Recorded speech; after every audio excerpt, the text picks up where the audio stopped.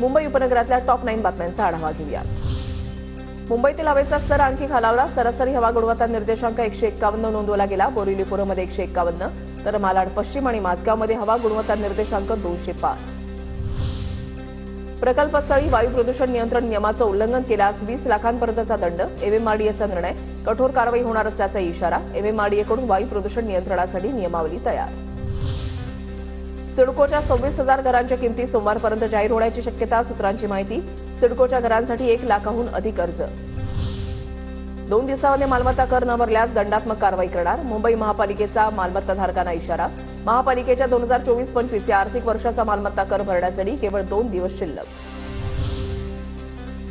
दादरचे Chhatrapati Shivaji Maharaj park धूळमुक्त होणार। धूळ प्रदूषण कमी करण्यासाठी मैदानावर रेती मिश्रित माती टाकण्यात येणार। मैदानाच्या सभोवतालच्या भागामध्ये पाईपनं पाणी मारण्याचे निर्देश।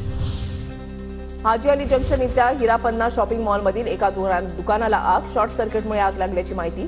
आग विझवण्याचे प्रयत्न सुरू। पत्राचाळीमध्ये म्हाडाची 26 मजली व्यावसायिक इमारत। म्हाडाच्या मुंबई मंडळाला 9 भूखंड विकासासाठी उपलब्ध।